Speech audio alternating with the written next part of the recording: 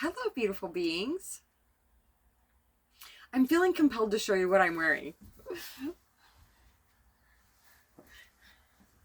I love this outfit. I love these pants.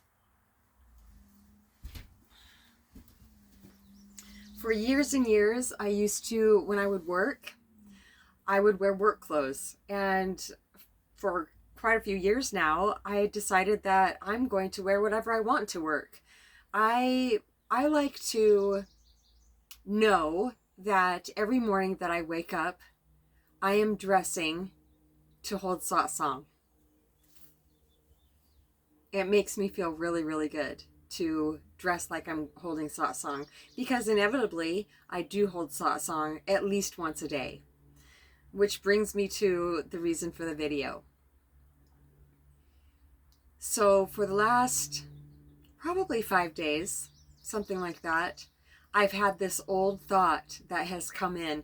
It's the old ones, it seems like, that are the sneakiest, because they feel so familiar. They feel more like, oh, this is just how I'm feeling. But it's still just a thought. So this one thought that's been coming in is, I need to take some action. There's something that I'm missing. There's just this one thing that I'm missing, that if I could figure it out, then I could hold satsang on a much bigger level for more people, for sure, every single day. And I'm missing it. Well, I realized last night that that's just a thought. I feel that on planet Earth, we have been conditioned to do more. We haven't been conditioned to focus on just being. That's where everything comes from for me, is just being. And I was talking to Moonstar earlier, and she 100% validated it, because we were talking about her life. And I heard us saying to her, yes, it'll be plainly obvious. And it just came right back to me. And I was just like, yeah, that's right. Any action that I have been compelled to take from the divine has been plainly obvious. It's not this mental ping pong trying to figure anything out. That doesn't ever get me anywhere. Nowhere. Okay, so I guess there are no just blanket statements, black or white statements, because I have taken action on the ping pong. Like, I should be doing more now, but they're saying that I was actually being compelled to do those things at that time.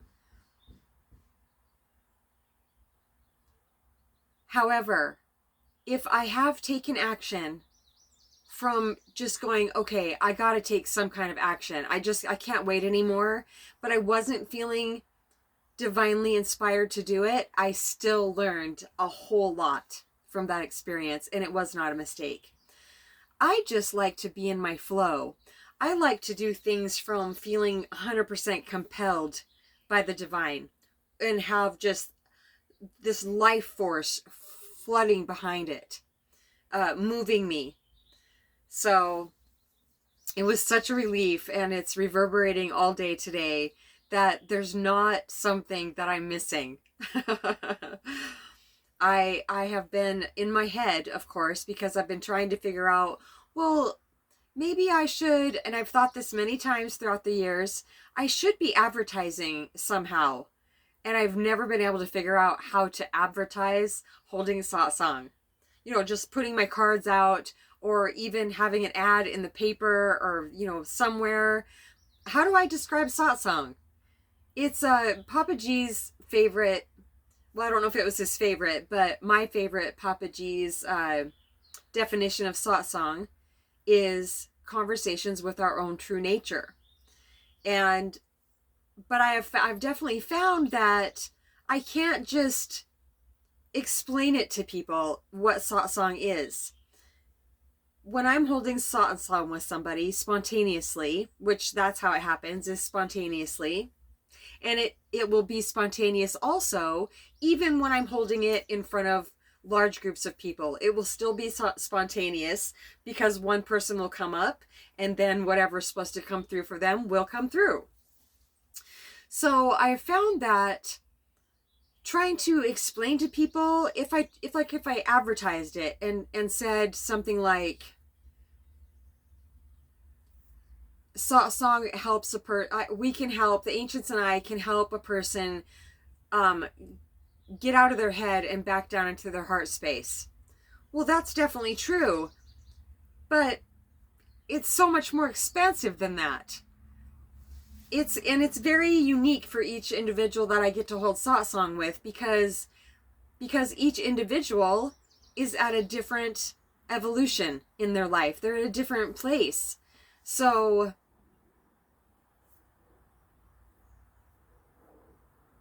I thought that was a bee, like with a big stinger. No, okay. So I can't advertise. And what was our point though, ancients? We were just getting somewhere with that.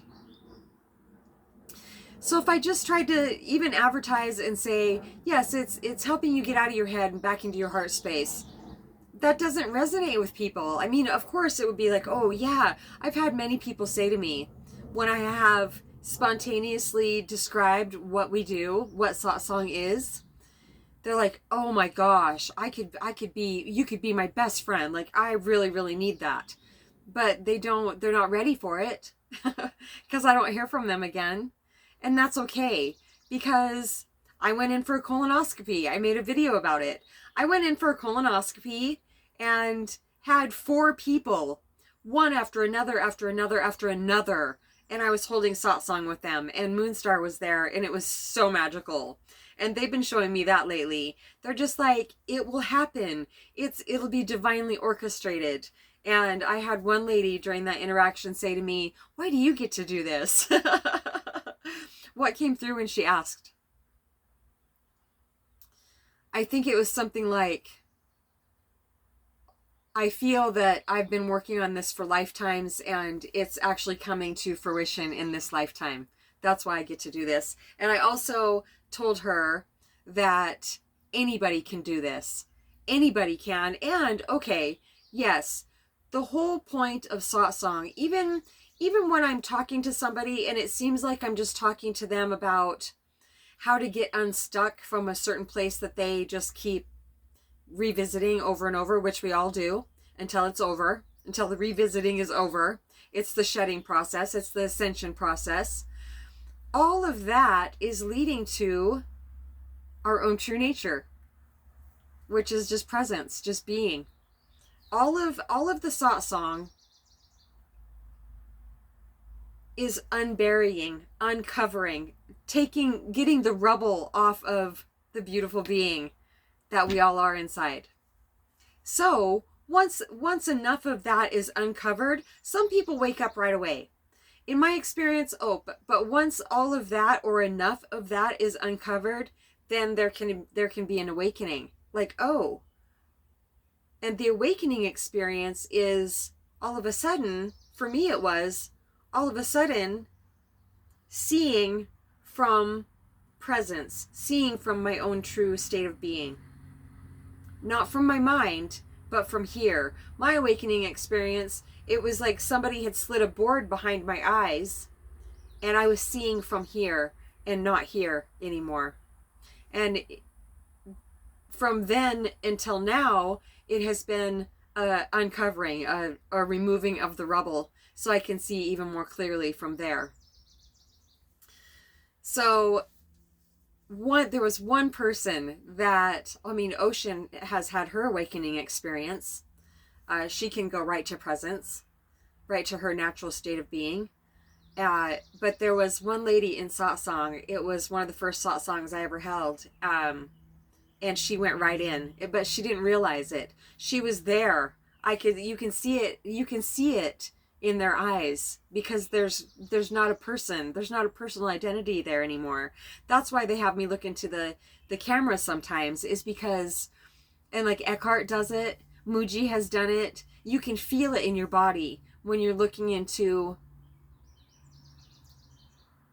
the eyes of somebody that isn't seeing you from a personal identity, is seeing you from presence. And oftentimes that can help that person wake up and remember that that's what they are too. That's who they are too. So I'll never forget it. I think it was actually my very first satsang at the last place that I held satsang. And she was the first one that I spoke to in the group. And I mean, she went right in. It was so touching. And she was like in a trance. And I knew that, the waters were going to get pretty rough for her after that. But that's good. That's really good. The awakening is like, it's like, ancients, please just help me explain this like I'm seeing it.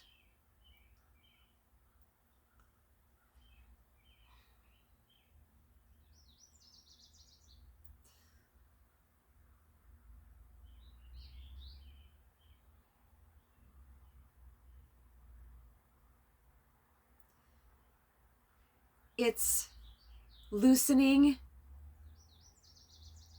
Their answers just really touched me. I was just trying not to cry.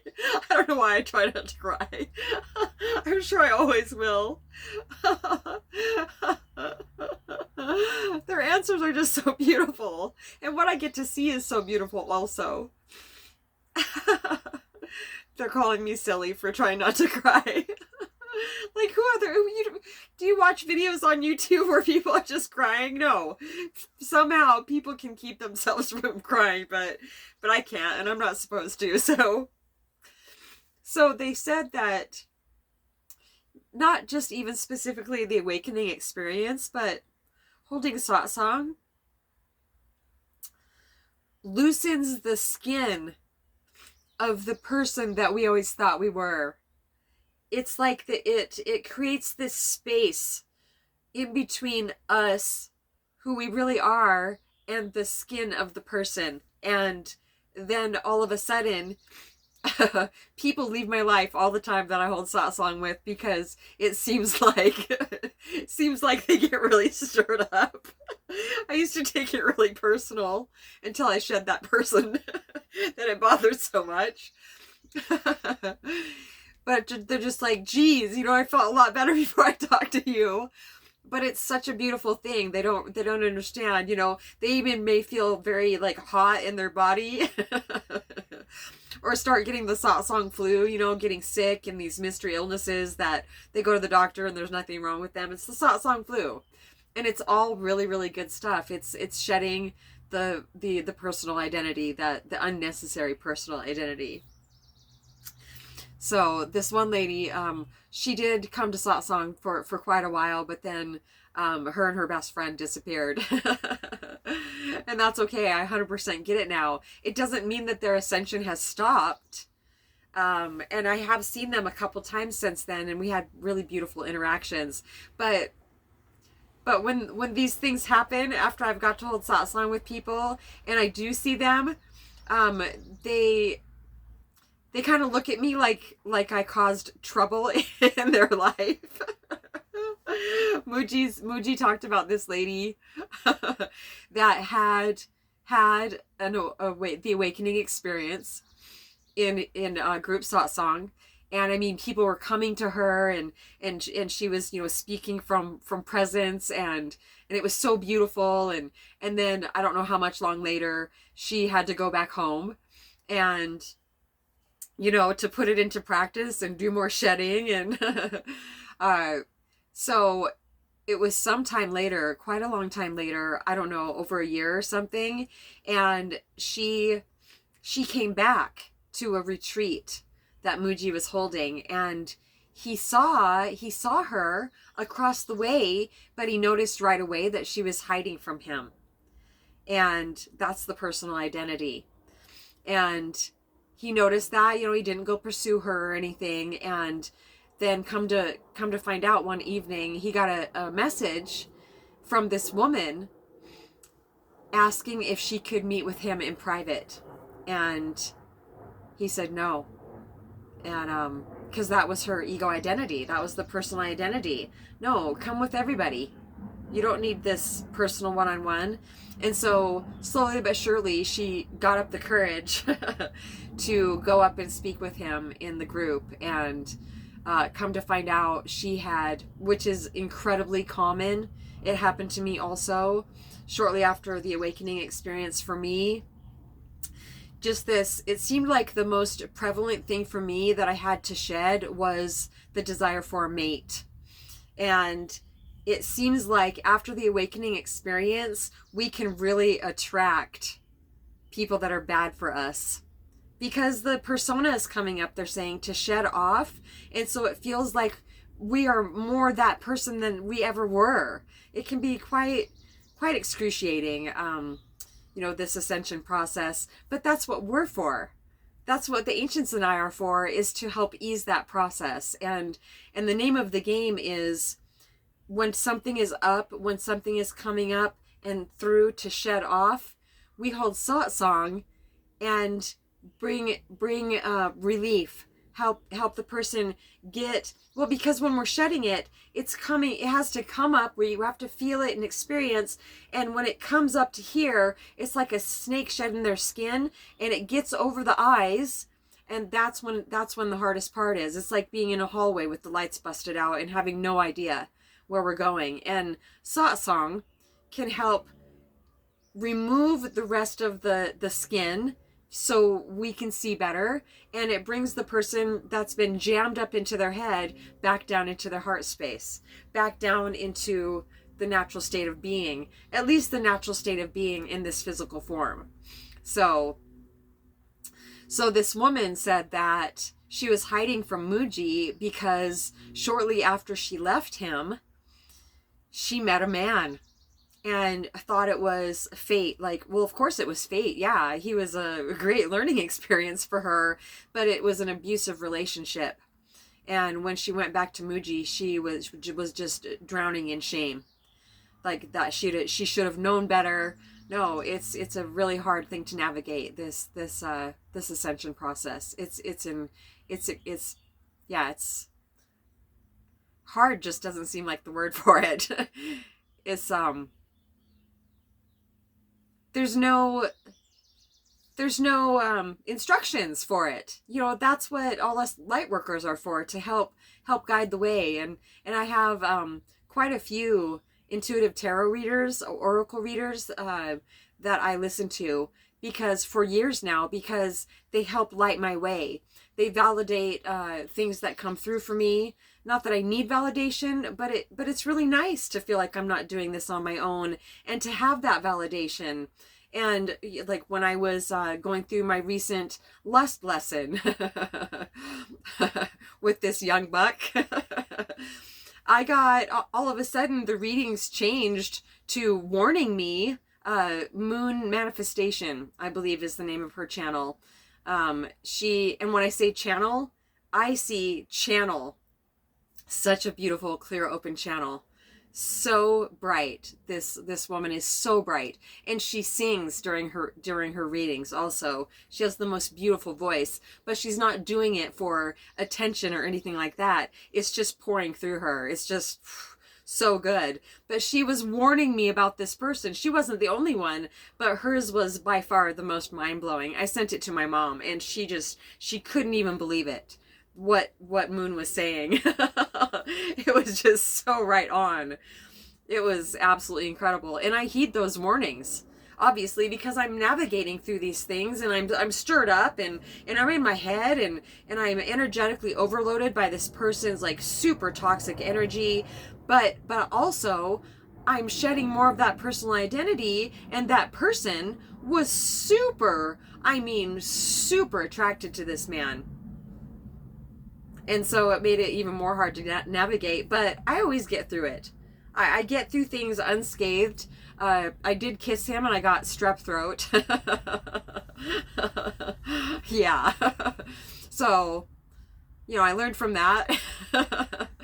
And thank goodness I didn't go any further than that, because Blue Rose Tarot, she said, whoever you're hanging out with right now, you better not do anything physical with him, because you're going to get something that you're not going to get rid of for a long time. And I was just like, ooh, I know. That wasn't the first reading that she warned me about like that either. Yeah, it was reading after reading, watch out, because collectively I guess it was another lesson time for all of us. I know I'm not the only one going through that, because in the comment section of these warning videos was person after person saying, oh my gosh, this incredibly attractive person has just entered my life and they are so bad for me. Please pray for me. And I'm just like, absolutely, I'll pray for you. Yes, because it was a rough lesson. Some people have, so this lesson for me came in a couple months ago now. The beginning of it. I'm completely out now. Except for yesterday, I was for some reason missing him. I was just missing the good parts. Maybe I was getting bored or whatever. I kind of forgot that he's, how insane he is. So yesterday I was missing him a little bit. And, just giving him a little bit of thought, which can be very dangerous because I attract very, very quickly. The last time I was missing him, he came in full force again. And then I just had to have a little bit of a reminder of how freaking crazy I feel when I talk to him. So yesterday I was missing him a little bit, and I had a couple of my granddaughters over, and we were having so much fun. We were over at the playground, and I ran back to the playground to grab my sunglasses, and he's pulling in into the RV park. I can hear his truck a mile away. I swear I have a physical reaction to it. Anyway, so I look up and he waves at me, and I was just like, there it is. I gave him quite a bit of thought yesterday, and then we were having an interaction. I was just like, oh my gosh, no. And so I went and played with my grandkids, and then and then I took them home, and then I came back here to my tiny home, and I was sitting here just a little while later, and I saw this man leaving with his RV in tow. I was like, thank you, ancients. You literally took him right out of the park. Right out of temptations, right out of grasp. Because he's just a couple spaces down from me. Enough, though, where we can't actually just see each other constantly. I just thought it was so funny. Later, I had Doozer out. I was walking him, and that I saw this man's dog running towards me because we really bonded. I haven't seen her for a couple weeks because sometimes you have to, give up the dog to save your own life, to get away from these toxic people. And that kind of sucks because it really sucks, and it really did for a while. But, the dogs at an intuitive level, at a soul level, they understand these things, and the divine reminded me that I wasn't giving the divine the whole doll. I was still holding on to the body. There's a story of a little girl that the head came off of her Barbie, and she handed her daddy the head of the Barbie, and she's just like, Daddy, can you fix my Barbie? But she's clutching the body, and he's just like, well, you have to give me the whole doll, honey, or I can't fix it. So that's what the divine reminded me of when I was trying to let go of this dog, Ruby. I just felt so guilty, and it kept pulling me back to this man because I wanted to see this dog so badly, because I was convinced that he wasn't taking care of her, and I had to surrender. And so I wrote on two pieces of paper, I surrender, I surrender, I surrender, I surrender, over and over and over. And I looked at that for a few days, and then I felt released from the overwhelming feeling that she wouldn't be okay unless I was taking care of her. That's my ego. 100%, that's my ego. If I have to sacrifice my own well-being to take care of an animal, then that's my ego just trying to hold on to something that's not good for me. So I was out there, and she ran over to me, and we got to have a little bit of a reunion, and there was a couple men taking care of her, and they said, oh my gosh, okay. They were so scared because they thought Ruby was running away from them, but she was running towards me. And we had a reunion, and he said, oh, Pat? And I said, yeah. And I said, Ruby and I were really close. She spent a lot of time at my place, and I took her for walks all the time, but I had to get some space from him. And I said, he's not a bad person, but I can't be around him. I just can't be around him when he's drinking. He's just like, oh, yeah. Yeah, I got you. I hear you. And I felt like maybe I shouldn't have said that, but I don't really censor what comes through. I trust what comes through, and I really didn't understand why it did, but that's fine. It must have for a reason. Maybe it was a warning for those people because they just recently met. They just recently met him, and they may have been kind of confused about, that they're interacting with a couple different people there. But it was really good to see her, and I'm not sure what my point was.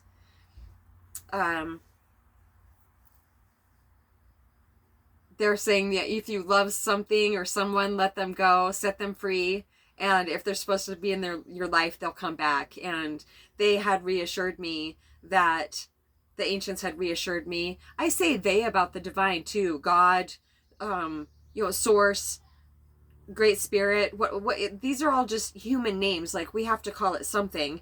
But to me, the divine is the ancients, and they just always, that's why I say they. When I say God, I have to say he, but I don't see the divine as a he or a she. Not specifically. Depending on the moment, the divine comes through as a he or she at times, but the divine has no gender. So, but the divine did reassure me that I would get to interact with Ruby without the expense of my own peace. So it takes work to let things go. It really does, but it's always worth it.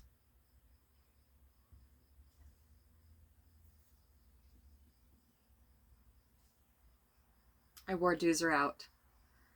I took him to work with me and then took him to the river and then gave him a bath when we got home.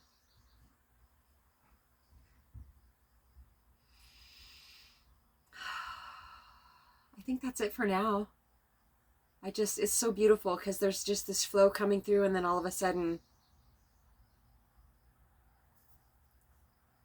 I wish you could see my nails. I don't know how well you can see them, but in the sunshine, oh, they're so, so beautiful, so sparkly. satsongwithmamaG@gmail.com.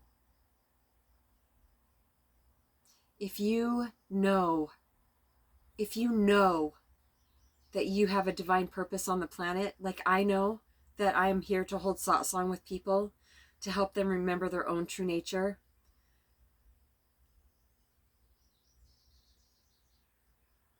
and your head is telling you that you should be doing more and you need to figure out how to get this going, try to be suspicious of that.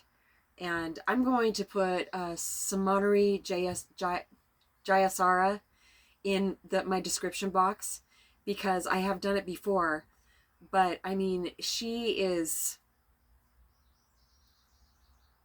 reads Ramana Maharshi's teachings. She reads Papaji's. It goes on and on.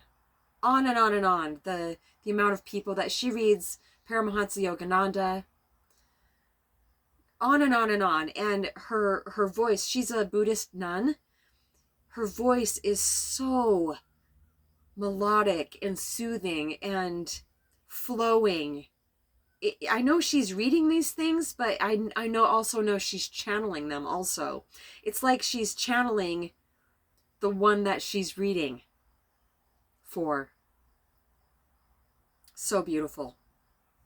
So if my point is, if you feel stuck in your head and you're trying to figure things out, that's a clue that the ego has taken over, the ego identity. And so to shift the focus back to more being, Samaneri Jayasari really, really takes me out of my head within moments. I don't spend much time in my head at all anymore. And if I do, it's not painful. It doesn't feel really painful anymore. Yeah. And it doesn't last very long either. It used to be years. Now it's just moments or a few days.